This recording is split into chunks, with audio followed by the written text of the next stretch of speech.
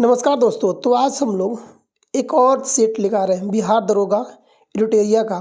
तो हम लोग देख सकते हैं कि इसमें टोटल सेट नंबर 15 था, जिसमें हम लोग इसमें 12 सेट करा चुके हैं। तो आज हम लोग 13वां सेट नंबर 30 नंबर आज हम लोग करने जा रहे हैं। तो अगर इस चैनल पे आप लोग अगर नया होंगे तो इस चैनल को कृपया सब्सक्राइब कर लीजिएगा, तो सपोर्ट करिएगा। तो हम भी थोड़ा उजवान से काम करेंगे, आपको अच्छा कंटेंट, अच्छा सेट आपको प्रोवाइड किया जाएगा। तो चलते हैं, देखते हैं आज का सेट नंबर 13 का पहला क्वेश्चन। 13 हम लोग का आज का ये पहला क्वेश्चन बोल रहा है कि पाइनस तथा साइकस किस पादप जगत के उदाहरण होते हैं। तो आपको ये हो जाएगा, आपको 1 का 3 नंबर जिम्नोस्पर्म किसका उदाहरण होता है, जिम्नोस्पर्म का उदाहरण होता है। क्वेश्चन 2 को और आपको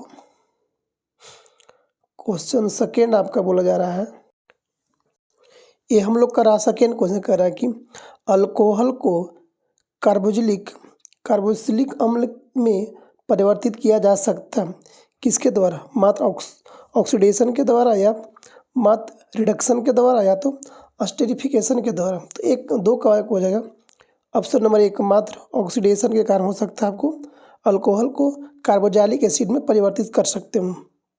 क्वेश्चन 3 में आते हैं। क्वेश्चन 3 कर आपको कि शैवाल और कवक के मिलने से लाइकेन बनता है, जिसे क्या कहते हैं। तो इसको हम लोग बोलते हैं क्या, 2 नंबर होगा म्यूचिलियस बोलते हैं। क्या बोलते हैं, म्यूलिजियम बोलते हैं, म्यूलिजियम। आगे देखते हैं क्वेश्चन नंबर 4 कर रहा है आपको। क्वेश्चन 4 कर रहा है कि अम्लीय मृदा में उगने वाले पौधे कहलाते हैं किसमें, अम्लीय मृदा में, जो अम्लीय मट्टी होती है उसमें उगने वाले पौधों को क्या कहते हैं। तो 4 का आपको हो जाएगा 3 नंबर ऑक्जिलोफाइट्स बोलते हैं। क्या बोलते हैं, ऑक्जिलोफाइट्स बोलते हैं। अच्छा, वही अगर देखे जाए तो बालू पे उगने वाले पौधों को क्या कहते हैं, सीमोफाइट्स। क्या बोलते हैं, सेमोफाइट्स। अगर अधिक सांद्रता वाली मिट्टी पे उगने वाले पौधे को हेलोफाइट्स बोलते हैं। क्वेश्चन 5 देखते हैं हम लोग। क्वेश्चन 5 में आते हैं। 5 का कि पुरुष और महिलाओं में स्वर रज्जु की लंबाई क्रमशः कितना होता है। तो 5 का आपको हो जाएगा ऑप्शन नंबर 3, 20 मीटर आपको हो जाता है, पुरुष में होता है, और महिला में आपको होता है 15 मिलीमीटर होता है। आगे देखते हैं क्वेश्चन नंबर 6 देखते हैं हम लोग। क्वेश्चन 6 आपको मिलाने वाला है। अच्छा, इसमें कह रहा है कि B9 को हम लोग क्या बोलते हैं, अच्छा कुट को गलत को चुने। अच्छा, कौन गलत इसमें है, तो गलत आपको हो जाएगा। देखते हैं B9 को हम क्या बोलते हैं, B9 के बोलते हैं हम लोग फोलिक एसिड बोलते हैं। सही आपको ये है। अच्छा, B7 को क्या बोलते हैं हम लोग, बायोटीन बोलते हैं। इसको क्या बोलते हैं, बायोटीन बोलते हैं। B7 को बायोटीन बोलते हैं। विटामिन डी को क्या बोलते हैं, साइनोकोबालामिन बोलते हैं। तो आपको ऑप्शन नंबर 2 गलती हो गया। अच्छा, 6 का हो जाएगा आपको 2 नंबर। ये भी आपको डी को क्या बोलते हैं, कैल्सीफेरॉल ना बोलते हैं, डी को कैल्सीफेरॉल बोलते हैं। ये साइनोकोबालामिन आपको B12 का नाम हो गया, ठीक है। तो यानी कि इसमें 2 और 3 गलत है, तो 2 और 3 का आएगा ऑप्शन नंबर बी में। 7 पर आते हैं, 6 का आंसर नंबर 2 हो जाएगा। क्वेश्चन नंबर 7 में आते हैं। कल परमाणु के नाभिक में कौन कौन से मूलकण होते हैं। तो नाभिक के अंदर क्या क्या आता है, प्रोटॉन और न्यूट्रॉन रहता है। प्रोटॉन और न्यूट्रॉन जो होता है नाभिक के अंदर होता है, इलेक्ट्रॉन जो होता है नाभिक के बाहर राउंड मारते रहता है। क्या, राउंड मारते रहते हैं। तो आपको हो जाएगा 7 का आपको हो जाएगा 3 नंबर। क्वेश्चन नंबर 8 में आते हैं। 8 कह रहा है कि प्रकाश उत्सर्जक डायोड के कार्य करने का सिद्धांत है क्या, लेजर का, तपेनिक उत्सर्जन का, या प्रकाश वैद्युत कोड का, या तो वैद्युत समदीप्ति का। तो आपको 8 का आपको हो जाएगा 4 नंबर वैद्युत समदीप्ति का। क्वेश्चन 9 में आते कर हैलोजन लैंप का तंतु निम्न किस मिश्र धातु का होता है। तो 9 का आपका हो जाएगा 3 नंबर टंगस्टन और सोडियम का होता है। किसका होता है, टंगस्टन और सोडियम। लैंप के तंतु में सोडियम मिला होने के कारण यह पीले रंग को प्रकाश पे उत्पन्न करती है, ठीक है। क्वेश्चन नंबर 10 देखते हैं हम लोग। क्वेश्चन 10 करा कि आपस में जुड़ी 2 आवेशित वस्तुओं के बीच विद्युत धारा नहीं प्रवाहित होती है यदि वे हो समान आवेग पर, समान धारिता पर, समान प्रतिरोध पर, या तो समान विभव पर। तो 10 का हो जाएगा 4 नंबर समान विभव पर आपको हो जाएगा। आगे देखते हैं क्वेश्चन 11 नंबर। 11 कह रहा है कैथोड या एनोड किरणें के बारे में निम्नलिखित में से सही कथन को पहचानिए। तो 11 का आपको हो जाएगा 2 नंबर। 11 का 2 नंबर। कैथोड के कण सभी तत्वों के लिए समान होते हैं। Question number 12। क्वेश्चन 12 बोल रहा है कि किसका परमाणवीय ईंधन के रूप में प्रयोग नहीं किया जाता है। यूरेनियम का, थोरियम का, लेड का या तो प्लूटोनियम का। तो आपको 12 का आंसर हो जाएगा आपको 4 नंबर। इसको हम लोग क्या कहते हैं, परमाणु ईंधन के रूप में लेड का प्रयोग हम लोग नहीं करते हैं। आगे देखते हैं। क्वेश्चन नंबर 13 का है आपको, कोहरे में निम्नलिखित में से कौन सा कोलाइड तंत्र अभियुक्त होता है। अच्छा, तो द्रव में गैस होता है कि द्रव में गैस, अच्छा गैस में द्रव, द्रव में गैस कि ठोस में गैस में ठोस या द्रव में द्रव। तो 13 का आपको जाएगा 1 नंबर, गैस में द्रव। कोहरा याद रखिएगा, कोहरा जो होता है ठोस में गैस में द्रव होता है। ये क्वेश्चन पूछा हुआ आपको मद निषेध का एएसआई में पूछा था इसका। तो एएसआई जो पीटी था मद निषेध वाला ना, ईएसआई वाला शायद, हाँ ईएसआई उसमें पूछा था। आगे देखते हैं। क्वेश्चन 14 का रख, निम्न में से कौन जल के साथ बिल्कुल अभिक्रिया नहीं करता है। तो 14 का आपको हो जाएगा 2 नंबर। लेड जो है किसी के जल के साथ अभिक्रिया नहीं करता। आयरन करता, मैग्नीशियम करता, एल्युमिनियम करता। 15 नंबर आते हैं। क्वेश्चन 15 बोल रहा है कि वनस्पति तेलों के हाइड्रोजनीकरण में निम्नलिखित में से किस उत्प्रेरक का प्रयोग किया जाता है, यानी उपयोग किया जाता है। तो 15 का हो जाएगा किसका, निकेल का हो जाएगा। 16 में आते हैं। 16 को कह रहा है क्वेश्चन में कि निम्नलिखित में से कौन सा एंजाइम प्रोटीनों की एमिनो अम्लों में विघटित करता है। तो 16 का आपको हो जाएगा 1 नंबर, पेप्सिन करता है। क्वेश्चन 17 में आते हैं। 17 कह रहा है आपको कि असंतृप्त हाइड्रोकार्बन उत्प्रेरक की उपस्थिति में हाइड्रोकार्बन जोड़ते हैं, जैसे कि आपको हो जाएगा 17 का आपको हो जाएगा 2 नंबर, निकेल और पैलाडियम। निकेल और पैलाडियम। आगे देखते हैं क्वेश्चन नंबर 18। क्वेश्चन 18 में आते हैं, कह रहा कि जैवमंडल में निम्न जैविक घटकों में से किससे उत्पादक के स्तर पर रखा जाता है।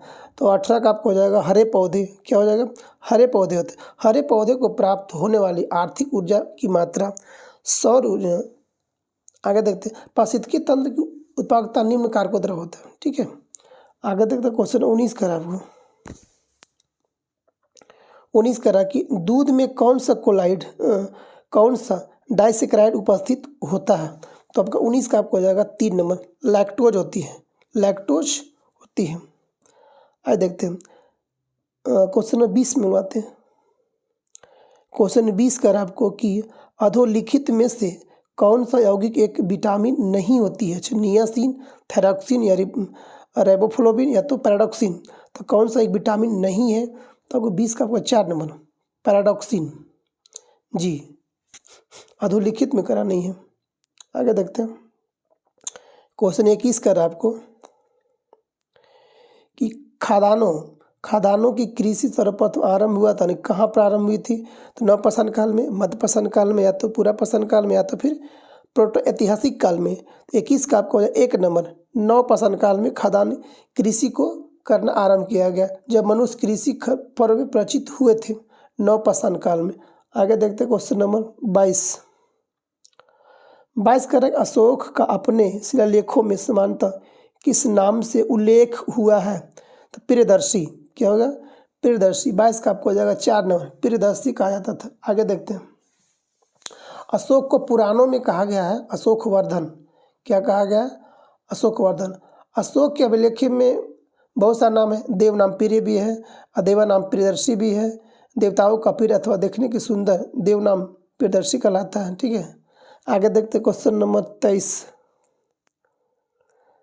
का सिंधु घाटी सभ्यता जानी जाती है, किस लिए जानी जाती है। तो आपको जाएगा अपने नगर नियोजन के लिए, बिल्कुल सही बात है। मोहनजोदड़ो और हड़प्पा के लिए, हाँ बिल्कुल सही है। अपने कृषि संबंधी कार्य के लिए, बिल्कुल सही बात है। यानी अपने उद्योगों के लिए। तो 23 का आपको उपयुक्त सभी। 23 का आपको हो जाएगा 4 नंबर। 23 का आपको हो जाएगा 4 नंबर। आगे देखते हैं हम लोग। क्वेश्चन 24 का रहा आपको।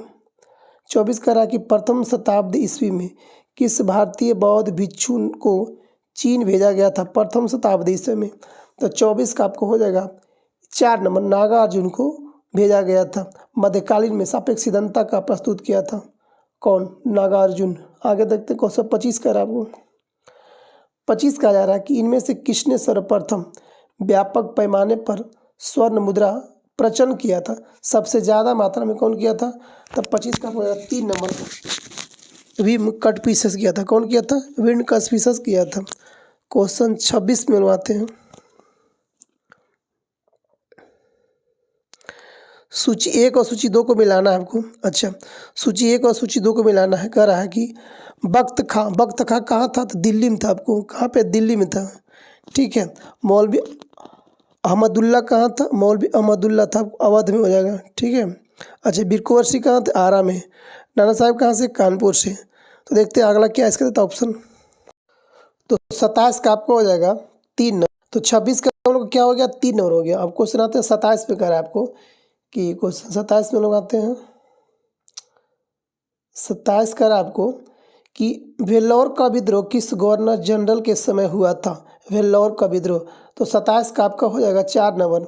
सर जॉर्ज वारले हुआ था। ये कब हुआ था? तो 1806 में किया गया था। याद रखिएगा 1806 में किया गया था। क्वेश्चन 28 में आते हैं। 28 कह रहा कि तेभागा आंदोलन 1946 ईस्वी में बंगाल में आरंभ हुआ था। किसके नेतृत्व में आरंभ किया गया था? तेभागा आंदोलन 46 में आपको किया था।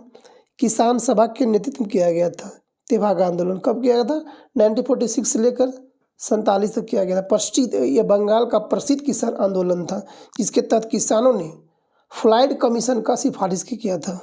इसके अनुरूप ये होता है दर को 1/3 करने हेतु संघर्ष आरंभ किया गया था। किसान सभा का नेतृत्व ये लड़ा गया आंदोलन जोरदार के विरुद्ध बटाईदारों का आंदोलन था। जी, इस आंदोलन के महत्वपूर्ण कृषि नेता इस आंदोलन में सबसे महत्वपूर्ण अगर कोई था किसान नेता तो वो था कंपाराम सिंह था और भुवन सिंह था। कौन था? कंपाराम सिंह और भुवन सिंह था।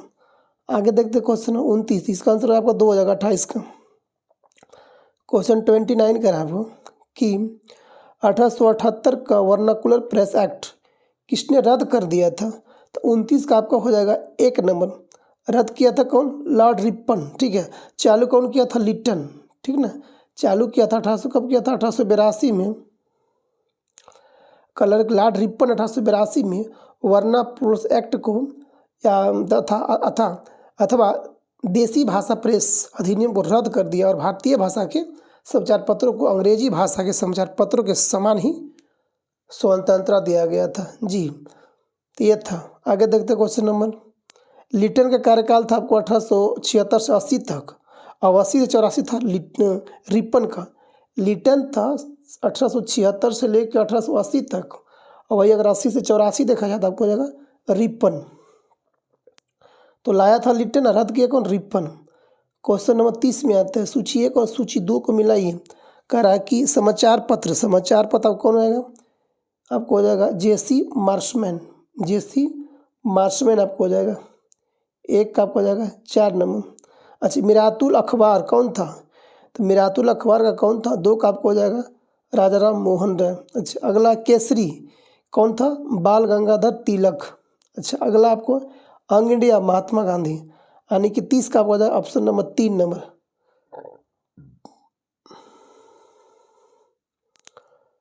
31 में मिलवाते हैं। 31 कह रहा है आपको कि कौन सी पुस्तक मुगल शासक के समय आर्थिक, सामाजिक तथा कृषि दशाओं का यथार्थ विवरण प्रस्तुत करती थी? कौन करती है? तो आपको 31 का हो जाएगा 1 नंबर। आईने अकबरी जो था यह फारसी भाषा में लिखा हुआ था। इसको कौन लिखा था? अबुल फजल लिखा गया था। अबुल फजल। इसमें मुगल सम्राट अकबर के प्रशासन के बारे में बताया गया। ठीक है। आगे देखते क्वेश्चन नंबर 32। मुगल काल में जिस मदरसे ने मुस्लिम न्याय शास्त्र की पढ़ाई की विशिष्टता हासिल की वह कहाँ स्थित है?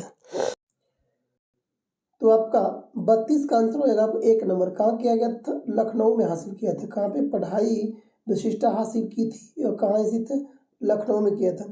मुगल काल में शाह वली उल्लाह मदरसा में तथा एक टिकाऊ का एक लखनऊ में एक न्याय अध्ययन विशेष बल दिया गया था।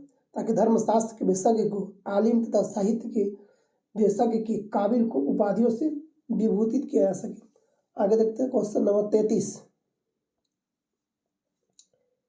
33 का आपको कि सर्वप्रथम किस मुगल शासक ने ब्रिटिश के विरुद्ध संघर्ष किया था? जी, तो कौन किया था? पहला कौन था? 2 नंबर 33 था। औरंगजेब का आपको क्या कह रहा है कि सर्वप्रथम किस मुगल शासक ने ब्रिटिश के विरुद्ध संघर्ष किया था? औरंगजेब किया था। मुगलों का अंग्रेज का पहली बार 1686 में औरंगजेब के शासनकाल में हुआ था मुगलों का संघर्ष। मुगल गवर्नर शाइस्ता खान ने जब चरनौक सहित अंग्रेज को हुगली से खदेड़ दिया था। आगे देखते हैं क्वेश्चन नंबर 34 का आपको कि निम्नलिखित में से कौन चिश्ती सिलसिले से संबंधित आपको नहीं था? तो कौन कौन था आप देखते हैं। ख्वाजा कुतुबुद्दीन बख्तियार काकी था, जी बिल्कुल था। तो शेख अब्दुल जिलानी आपको ये नहीं था, ठीक है। शेख मोइनुद्दीन चिश्ती था। अच्छा, शेख मोइनुद्दीन चिश्ती भी था। शेख निजामुद्दीन औलिया भी था, संबंधित था किससे? चिश्ती सिलसिले थे। अच्छा, तो इसका संबंध किससे था? 34 का जो 2 है उसका इसका था आपको था संबंध था कादरी सिलसिले से। क्या? कादरी सिलसिले से। क्वेश्चन नंबर 35 कहा जा रहा है आपको कि निम्नलिखित में से किसे कर्नाटक संगीत के पितामह के नाम से जाना जाता है? तो आपको 35 का हो जाएगा 4 नंबर। पुरंदर दास को कर्नाटक पिता के नाम से जाना जाता है, संगीत का पिता। 36 का आपको कर्क रेखा नहीं गुजरती है, किस देश से नहीं गुजरती है? 36 का आपको हो जाएगा ईरान से नहीं गुजरती है। मिस्र जाती है, भारत जाती है, म्यांमार जाती है, ईरान आपको नहीं जाती है। आगे देखते हैं क्वेश्चन नंबर 37। मिलान करना आपको 37 का। जी, ज्वालामुखी और देश है। ज्वालामुखी तो आपको इधर आपको देश हो गया, ठीक है। तो पहला देखते हैं, पहला जो है सबनकाया ज्वालामुखी कहाँ है? तो सबनकाया आपको हो जाएगा पेरू में। पेरू की राजधानी कहाँ होता है? लीमा होता है, ठीक है। अच्छे देखते हैं माउंट एटना कहाँ होगा? इटली में हो जाएगा। कहाँ पे? इटली में हो जाएगा। आगे देखते हैं कोलिमा कहाँ होगा? मैक्सिको में। कोलिमा कहाँ? मैक्सिको में। मेरापी इंडोनेशिया में। तो सबनकाया पेरू में, माउंट एटना इटली में, कोलिमा मैक्सिको में और मेरापी इंडोनेशिया में। आगे देखते हैं क्वेश्चन नंबर 38 कर आपको कि भारत के पड़ोसी देश म्यांमार का सबसे बड़ा शहर कौन सा होता है? जी, सबसे बड़ा शहर कौन सा होता है? ये आपको हो जाएगा यंगून, जिसको बोलते हैं रंगून, ये सबसे बड़ा शहर है। म्यांमार के स्वर्ण पैगोडा का देश भी हम लोग कहते हैं। जी, इरावती नदी के किनारे जो म्यांमार की जीवन रेखा कहते हैं, इरावती नदी को म्यांमार की जीवन रेखा कहते हैं। और अराकोमा जो यहाँ का जो पर्वत श्रेणी है म्यांमार में होता है, आराकानयोमा पर्वत है। म्यांमार की राजधानी जो होता है न्योपेता है। इसकी मुद्रा क्या होती है? 39 में आते हैं लोग। 39 कह रहा है कि सही कथन को चुनना आपको है। कलशमानता जो होता है गर्म महासागरीय धारा है, भूमध्य रेखा के निकट उत्पन्न होती है, ऐसा कोई बात नहीं। गल्फ स्ट्रीम शीत जलधारा होता है। हाँ, ये आपको सही है, यानी कि 2 सही ऑप्शन का। ऑप्शन नंबर 39 का आपको 3 नंबर 2 सही है। 40 में आते हैं। 40 कर आपको कि किस स्थिति में मुद्रा के मूल्य में वृद्धि होती है तथा वस्तुओं एवं सेवाओं की कीमत में गिरावट होती है? 40 का हो जाएगा 3 नंबर मुद्रास्फीति। आगे देखते हैं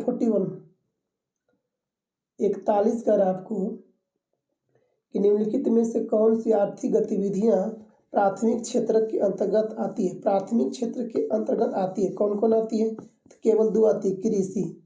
कौन? कृषि आती है। ऑप्शन नंबर 1 इसका सही हो जाएगा। प्राथमिक क्षेत्र के अंदर कृषि आती है। आगे देखते हैं 42।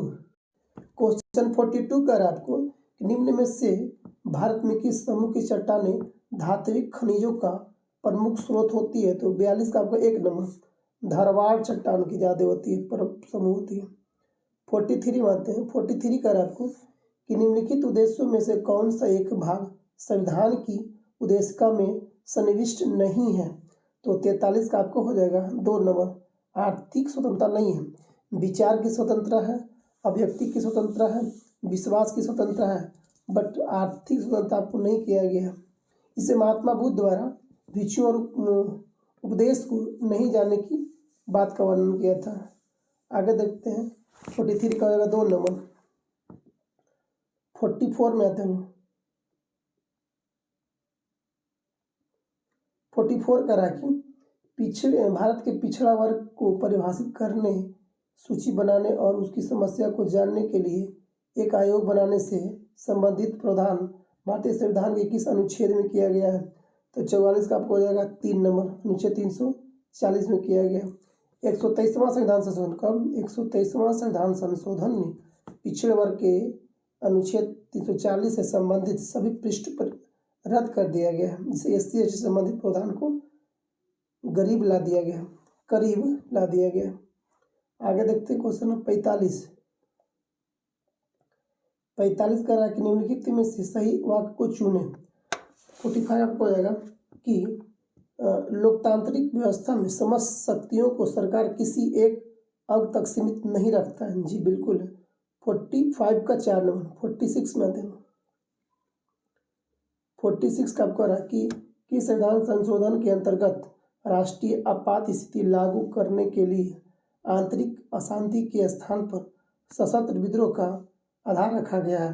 तो 46 का हो जाएगा 1 नंबर। 44वां संविधान संशोधन कब हुआ था? 1978 में किया गया था। देखिए उच्चतम न्यायालय को राष्ट्रपति तथा उपराष्ट्रपति के निर्वाचन संबंधी विवाद को हल करने का अधिकार प्रदान किया गया है। आगे आते हैं हम लोग। संविधान की प्रस्तावना में 3 नए शब्द जोड़े गए हैं। कौन कौन? तो समाजवादी, पथनिरपेक्ष और अखंडता। 47 में आते हैं लोग। 47 का रहा कि निम्नलिखित में से कौन निम्नलिखित अधिकारियों पर विचार कीजिए और उसकी अग्रता क्रम को सही क्रम को चुने। अच्छा, तो कहा कि मंत्रिमंडल सचिव है, मुख्य निर्वाचन आयुक्त है, संघीय मंत्रिमंडल सदस्य हो गया, भारतीय मुख्य न्यायाधीश हो गया। तो सबसे पहले आपको हो जाएगा 3 नंबर मंत्रिमंडल, संघीय मंत्रिमंडल सदस्य, ठीक है। उसके बाद आपको आ जाएगा भारत के मुख्य न्यायाधीश। उसके बाद आपको आ जाएगा कौन? इसमें ऑप्शन के अनुसार तो आ जाएगा 2 नंबर अब आएगा मुख्य निर्वाचन आयुक्त। उसके बाद आता है मंत्रिमंडल सचिव, ठीक है। तो ऑप्शन नंबर इसका हो जाएगा आपको 1 नंबर। 3 4 2 1। अच्छा, अगर सबसे बड़ा देखा जाए तो हम लोग का क्रम होता है राष्ट्रपति, उसके बाद आता है उपराष्ट्रपति, उसके बाद आता है प्रधानमंत्री। प्रधानमंत्री का रैंक आता है 3 पर। उसके बाद आता है राज्यों के राज्यपाल जो अपने अपने राज्य में होते हैं। उसके बाद आता है उप प्रधानमंत्री। उसके बाद आता है आपको 6ठा पर आता है भारत के मुख्य न्यायाधीश 6 नंबर पर। 48 कह रहे कि राज्यपाल से संबंधित कथनों पर विचार कीजिए। अच्छा, राज्यपाल से। अच्छा, पहला कह रहा कि 7वें संविधान संशोधन अधिनियम के अनुसार एक ही व्यक्ति 2 राज्यों के राज्यपाल हो सकता है। ये तो आपको बिल्कुल सही बात है, हो सकता है एक व्यक्ति 2 राज्य के राज्यपाल। दूसरा कह रहा है कि राज्यपाल पद पर नियुक्ति होने के लिए विधानसभा के सदस्य चुने जाने योग्य रखता हो, ये गलत बात है।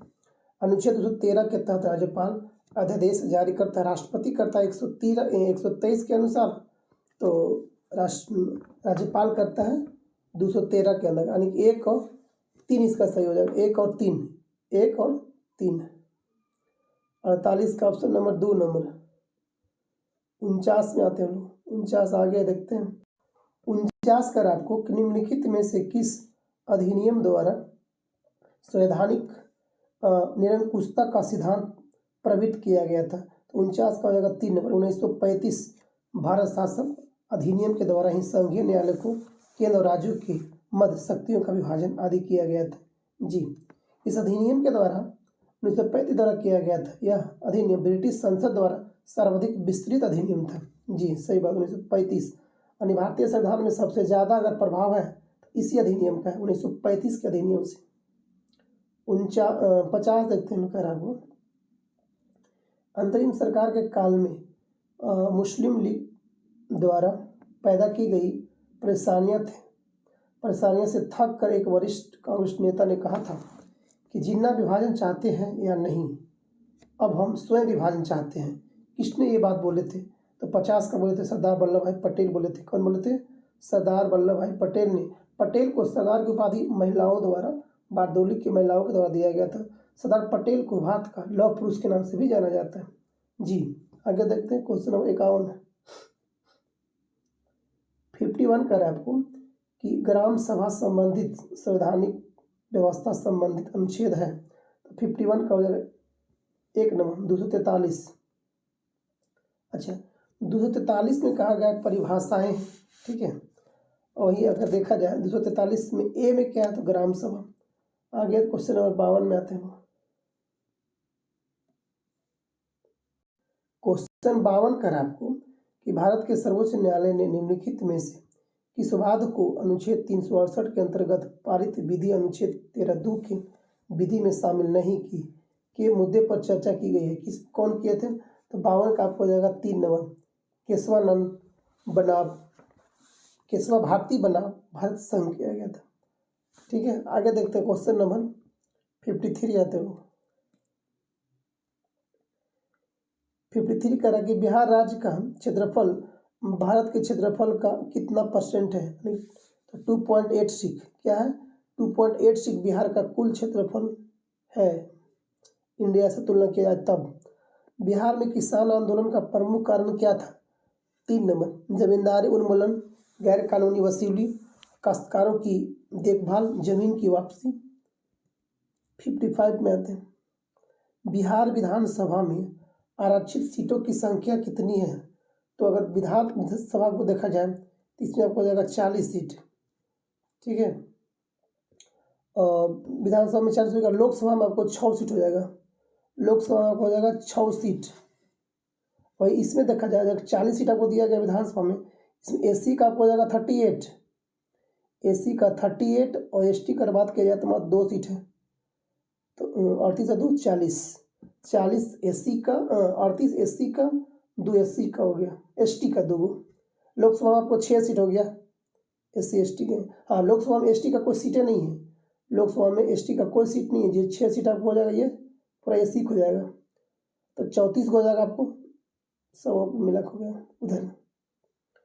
आगे तो क्वेश्चन 56 कर आपको कि ताजा पानी की सबसे बड़ी झील लेक सुपीरियर झील कहाँ है? तो 56 का हो जाएगा संयुक्त राज्य अमेरिका में। कहाँ पे? यूएसए में किया गया। लेक सुपीरियर क्षेत्रफल कितना? 82,000 किलोमीटर में। कितना? 82,000 किलोमीटर में फैला हुआ है। भारत का सबसे बड़ी मीठे पानी की झील कौन सा? बुल्लर झील जम्मू कश्मीर का। वही भारत का सबसे बड़े खारे पानी का झील चिल्का झील उड़ीसा का, राजस्थान। चिल्का झील उड़ीसा। आगे देखते हैं 57 में देखते हैं। निम्नलिखित में से कौन हिंदुस्तानी शास्त्रीय वाद्य संगीत में विख्यात थी? सुविख्यात थी। 57 का हो जाएगा 2 नंबर एमएस सुब्बालक्ष्मी। कौन? एमएस सुब्बालक्ष्मी। भारत रत्न प्राप्त सबसे बड़े असैनिक पुरस्कार है। यह वर्ष 1954 से शुरू किया गया था। कब शुरू किया गया था? 1954 से। भारत रत्न को सबसे पहला बार दिया गया था किसको? भारत के उपराष्ट्रपति प्रथम उपराष्ट्रपति कौन था?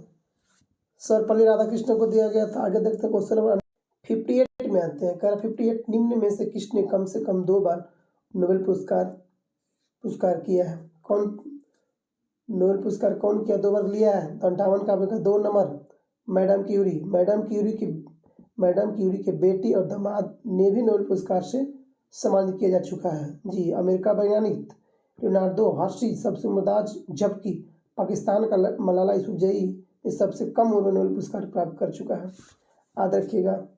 59 आते हैं हम लोग। 59 कहा जा रहा है कि 6ठी पंचवर्षीय योजना के दौरान निम्नलिखित में से कौन सा कार्यक्रम शुरू किया गया था? 59 का होगा 1 नंबर एकीकृत ग्रामीण विकास। कब किया गया था? अच्छा 6ठा पंचवर्षीय योजना कब किया गया था? याद रखिएगा 1980 से लेकर 1985। आगे देखिए क्वेश्चन नंबर 60 का है वो कि आर्थिक नियोजन से संबंधित बॉम्बे योजना का कब सामने आई थी? आर्थिक नियोजन बॉम्बे कब आया था? तो 60 का हो जाएगा आपको 1944 में किया गया था। आगे देखते हैं क्वेश्चन नंबर 61 61 करा कि 15वां वित्त आयोग के अनुसार विभाजन योग्य शुद्ध केंद्रीय राजस्व कर में राज्यों का % का भाग कितना होता है? तो अब 61 का हो जाएगा आपको 4 नंबर 41%। कितना परसेंट? 41%।